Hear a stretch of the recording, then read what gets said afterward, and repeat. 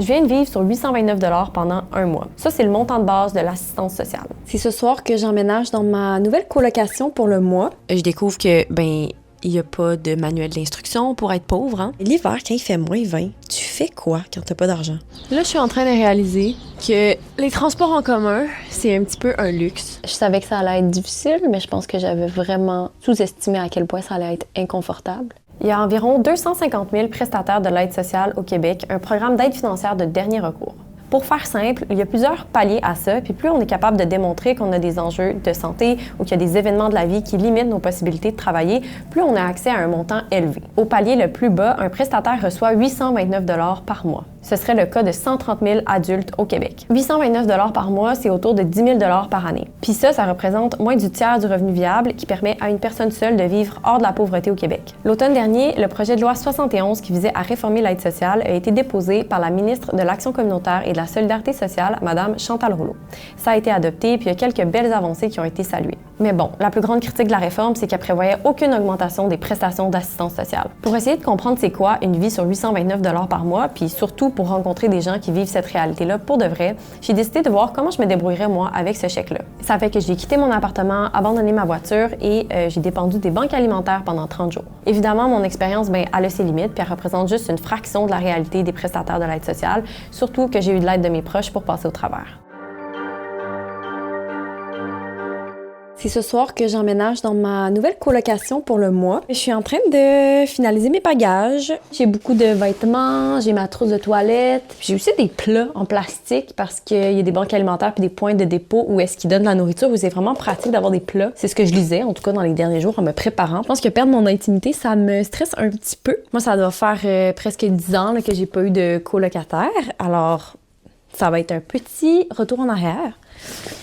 Je me réveille de ma première nuit dans mon nouvel appartement. J'ai découvert cette nuit que mon logement est beaucoup plus bruyant que ce que je pensais parce que ma chambre donne sur une rue qui est quand même passante. Fait que j'ai mal dormi. Mon constat du jour, c'est que c'est beaucoup. Il n'y a pas de manuel d'instruction pour être pauvre, hein. Trouver une banque alimentaire proche de chez moi, trouver est-ce qu'on offre des repas gratuits ou est-ce que je peux avoir de l'aide, puis je pars vraiment de zéro. Puis là, pour vrai, je sais qu'on est juste au début de l'expérience, mais c'est déjà stressant parce que j'ai fait mes calculs, puis il faudrait que je mange sur à peu près 5 $ par jour d'ici à la fin de l'expérience pour que j'arrive. Et ça, c'est si j'ai pas d'imprévu. Fait que là, pour commencer, direction le Dolo pour faire l'épicerie la plus cheap possible.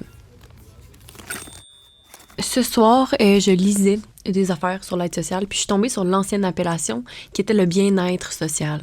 Sérieux, j'en reviens pas qu'on appelait ça de même. C'est tellement insultant pour tout le travail puis la charge mentale que ça représente de devoir se débrouiller avec si peu d'argent. Ça me fâche. Il y a vraiment beaucoup de préjugés par rapport à l'aide sociale, que c'est vraiment du monde qui ne veulent pas travailler. Moi, dans mon cas, j'ai travaillé une bonne partie de ma vie, ça n'a pas fonctionné. Je me sens vraiment impuissante par rapport à ça. Quand j'étais plus jeune, que j'étais une travailleuse, c'était de bon goût de cracher sur les assistés sociaux. Je faisais comme tout le monde. Les assistés BS qui se bottent le cul, c'est des espèces de lâches jusqu'à temps que ça m'arrive à moi-même. Puis là, j'ai fait au pelay. Ensuite de ça, j'ai commencé à faire des vidéos TikTok et la haine est incommensurable. C'est hallucinant. Par rapport à certains a priori, oui, il y en a. Comme de dire que une personne qui est scolarisée, une personne qui a plusieurs diplômes d'études supérieures comme moi et qui se retrouve à l'aide de dernier recours a fait quelque chose pour se rendre là. Quelques semaines avant de commencer ma maîtrise, j'ai survécu à un accident de la route qui était assez sérieux. J'ai été frappée par un autobus de ville. Et après cet accident-là, et même un médecin l'a remarqué, j'avais l'impression de ne plus être la même personne. Il y a quelque chose en moi qui s'était déplacé. J'ai l'impression que ma vie est comme un vase qui a été cassé et qui tient seulement avec de la colle et qu'au moindre petit choc, ça va se casser en 1000 morceaux. OK, j'ai trouvé un organisme communautaire pas loin de chez moi. Aujourd'hui, je vais aller chercher mon premier bac alimentaire. Pareil qu'il y a aussi un service de repas chauds gratuits. Fait que je vais aller voir ça. C'est pas un choix, là, d'aller faire une demande d'aide sociale. C'est pas quelque chose qu'on veut absolument y est, là, tu sais. Mais on veut aider le mieux possible, puis guider les gens vers les ressources, parce qu'elles existent, là, les ressources. On est un centre de jour en itinérance, mais on dessert une clientèle vraiment variée. L'objectif principal, c'est d'offrir un milieu de vie à des gens qui en ont pas, de servir des repas, aider les gens sur les diverses problématiques qu'ils vivent, puis briser l'isolement principalement de ces gens-là. Ouais. Durant mon expérience, je vais aller chaque semaine chercher mon bac alimentaire, puis je vais profiter des repas gratuits quelques fois par semaine. Presque 100% des gens sont bénéficiaires de l'aide sociale ou sont sur des contraintes sévères à l'emploi. Après, on a de plus en plus d'étudiants aussi, ou des nouveaux immigrants aussi. J'étais étudiant pour devenir pharmacien. J'ai eu des problèmes psychiatriques, en fait, qui sont arrivés, puis j'ai jamais remonté la pente. Puis, est-ce que tu fréquentes souvent les services ici? Ils sont vitaux à ma survie. Sinon, je finirais par mourir de faim quelque part. Avant, je travaillais pas, mais maintenant, je travaille. Ça fait déjà depuis l'été 2022. Je mange ici dans les refuges pour économiser. Puis tu penses que chaque jour, mettons, vous servez combien de personnes pour les repas gratuits? Je dirais un bon 115, 120 personnes. Ouais. Un peu moins en début de mois parce que justement, les gens ont leur chèque. Mais en général, en fin du mois, on peut aller toucher des 120, 125 sur. Ouais. Les transports en commun, c'est un petit peu un luxe. Un aller-retour en métro, c'est quoi, presque 8 $. Pour moi, en ce moment, c'est 1 ou 2 journées de bouffe. Alors, je marche. Une chance que je suis bien équipée en vêtements d'hiver parce que sinon, je sortirais pas de chez nous. Aujourd'hui, il a fallu que je reste au bureau plus tard que prévu. Fait que je me suis trouvé quelque chose à manger dans le coin. La seule affaire qui rentrait dans mon budget, c'était du McDo. Genre un menu McValeur à 6 $. J'avais vraiment pas envie de manger de la scrap, surtout que je mange beaucoup de ramen ces temps-ci, mais j'ai pas eu ben le choix. Je reviens d'un brunch. C'était à 1 heure à pied de chez moi. Sur place, j'ai juste pris un café filtre parce que je pouvais pas me permettre de brunch à 20 $. J'étais super contente de les voir puis je pense que ça va être important que je continue à essayer le plus possible de voir mes amis parce que sinon, ça pourrait rapidement devenir très isolant, je pense. Mais chose certaine, mes dimanches ne sont plus les mêmes. Puis, je peux pas m'empêcher de penser au fait que moi, j'ai le luxe de dire à mes amis, par exemple, que c'est pour un reportage, tu sais, que j'ai pas d'argent ce mois-ci puis que je peux pas faire beaucoup de choses. Mais il y a comme une couche émotive à tout ça que je vis pas qui est la honte, en fait. Bienvenue dans une soirée typique pour moi. Scroller sur mon cell ou regarder des balados sur mon ordi. Mon temps d'écran a d'ailleurs vraiment augmenté. Aujourd'hui, c'était, attachez-vous bien, 8 heures. Mais tu sais, l'été, il y a les parcs, il y a les festivals gratuits, il y a plein de choses à faire. Mais l'hiver, quand il fait moins 20, tu fais quoi quand t'as pas d'argent? C'est quand même un petit peu dur sur ma santé mentale. J'en parlerai bien à ma psy, mais ça coûte 150 $ la séance. Puis ça, c'est genre mon budget bouffe pour tout le mois. Fait que c'est pas une option. En tout cas... Je suis malade. Ça fait quelques jours que j'endure parce que je sais que ça coûte cher. Mais là, je suis plus capable. Aujourd'hui, je suis vraiment de mauvaise humeur.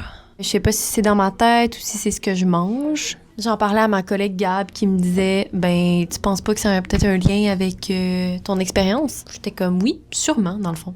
J'ai vraiment de la misère à me concentrer. J'ai pas d'énergie. Fait que là, j'ai pris la décision que, j'annulais des rencontres puis je commençais à essayer d'alléger mon horaire. J'ai l'impression d'avoir 2 jobs. Travailler chez Urbania et être pauvre.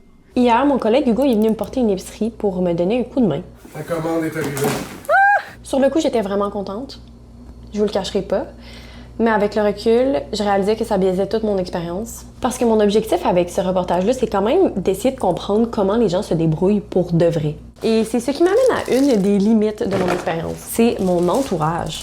Je peux vous confirmer que si j'étais vraiment en situation de précarité, j'aurais comme pas les mêmes amis puis les mêmes personnes autour de moi. Mes amis, ce serait les gens avec qui je dîne plusieurs fois par semaine à la banque alimentaire, qui comprennent ma réalité, mon quotidien. Pas mes amis qui sortent au resto 2 fois par semaine puis qui peuvent m'offrir une épicerie. Donc pour cette raison, Hugo, désolé, il va falloir que je ramène ton épicerie à la banque alimentaire pas loin de chez moi pour qu'il la redistribue. Cela dit, je vais garder un yop, c'est trop bon. Là, fait que clairement, avec un bac alimentaire par semaine, ça sera pas assez. Je ne mange pas à ma faim. Il va falloir que je trouve d'autres façons de manger gratuitement. Je me suis publiée dans un groupe de dumpster diving. J'ai pas eu de réponse. Fait que là, c'est loin, mais j'ai pas le choix. Je vais aller au Pirate Vert dans Hochelag. C'est une banque alimentaire qui offre aussi un service de repas chaud. Fait que je vais aller voir si je peux trouver quelque chose là-bas. L'aide alimentaire, c'est une porte d'entrée. Dans le fond, les gens ils viennent chercher la nourriture, mais les gens n'ont pas juste besoin là. Ils ont besoin, dans le fond, de sortir de leur isolement. Ils ont besoin, dans le fond, d'avoir l'information au niveau du logement, de savoir où aller chercher, dans le fond, certains produits. Et je pense que le pirate, ou dans le fond, ces aides, ces banques alimentaires-là, je pense que c'est important. Des gens qui sont un peu gênés, quand ils viennent, je leur dis « Prends, sinon ça va dans les poubelles, mange bien. » Puis va au cinéma, va au théâtre, fais vivre aussi. Vivre dans la précarité, c'est pas toujours vivre dans la souffrance puis dans la... dans un monde qui fait pas de sens, là. Alors, le droit d'exister, de vivre aussi, là. Aujourd'hui, je m'en vais à People's Potato. C'est une soupe populaire à l'Université Concordia qui sert des repas gratuits du lundi au vendredi. Je me suis dit que tant qu'à déjà être dans le coin, j'allais aussi aller virer au Frigo Vert. C'est une genre d'épicerie / café qui fonctionne un peu selon un modèle Pay What You Can. Il paraît qu'on peut trouver des choses soit gratuites ou vraiment pas très chères là-bas. Il y a une ressource dont plusieurs personnes que j'ai rencontrées dans les banques alimentaires m'ont parlé. Ça s'appelle le Chic Resto Pop. C'est une genre de caf pas cher qui œuvre en sécurité alimentaire dans Hochelag. Je me suis dit que j'aurais jeté un coup d'œil aujourd'hui. C'est loin, mais je pense que ça vaut la peine. Eux, ils ont mis en place plein de systèmes qui sont super adaptés à la réalité de personnes qui sont en situation de précarité financière. Je viens de voir un gars qui s'est fait intercepter par la police en sortant d'un DEP parce qu'il avait volé un sac de ramen. On dirait que je peux mieux comprendre comment on peut en venir à avoir besoin de voler un sac de ramen à 1,50 $. Pas que c'est correct, là, mais... Tu cherches des solutions, là, je veux dire... soit je me laisse crever, dépérir au niveau de la santé mentale. Moi, à un moment donné, Florence, quand j'habitais dans mon auto, là, je me suis dit, hey, sais-tu quoi, Nadia, tu vas péter des vitres, là, puis là, tu vas avoir des services, tu vas être logé, nourri en prison. C'est épouvantable de penser à des solutions comme ça. Ça coûte cher venir en aide à une personne qui se retrouve dans la rue. Ça coûte cher mettre quelqu'un en prison parce qu'elle fait des méfaits, parce qu'elle est en situation de pauvreté. Ce serait plus payant pour tout le monde. D'accorder un meilleur soutien du revenu. Le contrôle et la surveillance, ça occupe quand même une place importante quand on est prestataire de l'assistance sociale. Ça peut même aller jusque dans la vie amoureuse. Bonjour, mon nom est Christine. On m'a accusée de vie maritale en 2006 et ma dette, elle s'élève maintenant à 189 000 $. J'ai rencontré Alain par télé-rendez-vous. Quand il a su qu'il fallait que je déménage puis je cherchais un logement, bien, lui, il a dit, moi, je me suis acheté une maison à Terrebonne. Puis, il y avait un bachelor. Fait que moi, ben, j'ai téléphoné à l'aide sociale pour savoir que si mon chum, qui est propriétaire, a un bachelor en bas de sa maison, est-ce que ça dérangeait? Eux, ils m'ont dit non. Tant et aussi longtemps qu'il y a son adresse, tu as ta porte d'entrée et que, fait que tout est légal dans ce temps-là. En 2006, j'ai reçu une lettre comme quoi que j'avais une plainte puis qui m'accusait de vie maritale. Puis c'était pas le cas. La vie maritale, c'était... vivre vraiment avec quelqu'un dans la même maison. Le soutien mutuel. Ils venaient avec des caméras sur le coin du driveway voir nous filmer. Puis quand on arrivait pour aller voir l'auto, ils se sauvaient. Ils ont fait ça des mois. J'ai eu le papier, la lettre le 23 décembre, comme quoi que j'étais responsable d'une dette. Dans ce temps-là, la dette était de 201 000. Maintenant, la dette est rendue à 189 000. Là-dessus, ils mettent des intérêts. J'ai trouvé ça bien dur. Dans le fond, tout est mis en place pour contrôler les personnes, pour faire en sorte, supposément, qu'ils n'abusent pas du régime, mais ça fait en sorte de paralyser les gens à l'assistance sociale. C'est tout le système qu'il faut repenser. On va parler maintenant, pas de fraude comme telle, mais d'intention de fraude. Mm-hmm. Est-ce que la personne avait réellement l'intention de frauder? Parce qu'il y a une différence entre avoir coché au mauvais endroit puis avoir l'intention de le faire pour son bénéfice. Et là, leur modification de la loi, c'est quoi? C'est encore s'en prendre aux plus démunis. C'est pas là que l'argent allié. Quelque chose que j'aimerais vraiment qu'il soit changé. J'aimerais que les clients peuvent faire des travaux communautaires pour payer leurs dettes. Quelque chose qui a commencé à se passer dans les dernières semaines puis qui a fini par me rendre un peu folle. Je commençais vraiment à me sentir espionnée puis épiée par tout le monde autour de moi qui regardait qu'est-ce que je mangeais, qu'est-ce que je faisais, comment je me débrouillais. D'une part, c'était quand même intéressant parce que ça démontrait à quel point tout le monde le sait que c'est impossible de se débrouiller avec un aussi petit montant. Et pourtant, c'est comme ça que le système est fait. Et ça répliquait dans mon expérience un sentiment qui s'est manifesté chez plusieurs personnes que j'ai rencontrées à date, plusieurs prestataires de l'aide sociale. C'est des prestataires qui m'ont dit qu'ils sentaient qu'on regardait s'il y avait trop d'aide, si c'était en fait des gens qui faisaient juste profiter du système puis qui rushaient pas assez. J'ai réalisé aussi dans les jours que j'ai vraiment fait des erreurs de débutante, genre mon loyer il était juste beaucoup trop élevé, mon téléphone, j'aurais peut-être dû faire quelque chose pour que ça soit moins cher. Il y a aussi des moments où j'ai pas accepté d'aide alors que j'en aurais eu besoin. J'ai aussi vraiment une méconnaissance de qu'est-ce qui est pas cher, mais qui est soutenant sur le plan alimentaire, donc j'ai pas pu m'alimenter convenablement, ce qui m'a vraiment rendu complètement vidée de toute mon énergie, puis ça a affecté beaucoup mon moral. Et dans les derniers jours, pour vrai, le temps n'a jamais passé aussi lentement. J'ai arrêté de compter là, le nombre de fois que je me suis dit que j'allais arrêter, que j'allais finir cela, que le reportage était terminé parce que je voyais pas le bout de cette affaire-là qui finalement est très proche. Là. C'est dans quelques jours en fait que ça se termine, mais c'est interminable. Je compte les heures. C'est aujourd'hui que je rentre chez moi. Je savais que ça allait être difficile, mais je pense que j'avais vraiment sous-estimé à quel point ça allait être inconfortable. Puis ce qui est le plus fou là-dedans, c'est que moi, j'ai eu beaucoup d'aide. Il y a des amis qui m'ont offert des repas ici et là, qui m'ont offert des lifts, qui m'ont vraiment donné un coup de main. Fait que je peux pas imaginer quand t'as pas cette aide-là. Je pense que l'entraide devient vraiment essentielle quand t'es dans cette précarité-là. Puis moi, je sais que c'est la fin de mon expérience, mais il y a presque 300 000 bénéficiaires de l'aide sociale qui vivent ça à chaque mois.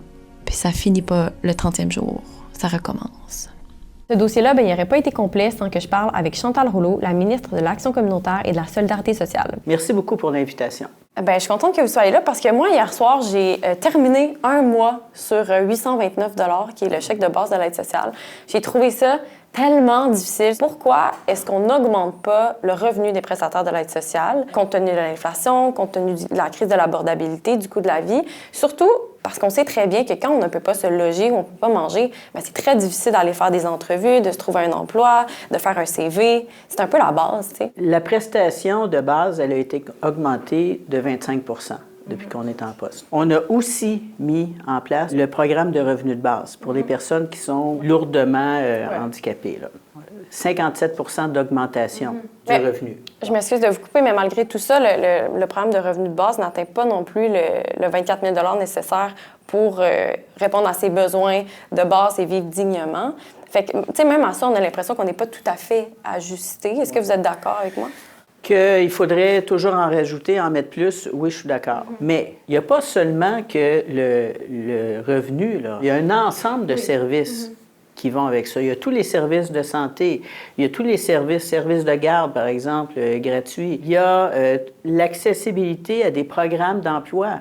Par exemple, là, je viens de bonifier Objectif Emploi. Puis là, ce qu'on fait aussi, c'est que plutôt que de parler de contraintes à l'emploi, qui est ta capacité de travailler, on va dorénavant parler de contraintes de santé. Même les lettres qu'on envoie aux gens vont être nettement améliorées. Fait que j'en comprends que l'avenue d'augmenter les revenus des prestataires de l'aide sociale est très difficile à envisager. Puis c'est parce qu'on le fait. On le fait, c'est indexé chaque année, mais ce qu'on prône, c'est d'amener les personnes vers l'emploi pour qu'ils puissent contribuer à la hauteur de leurs moyens.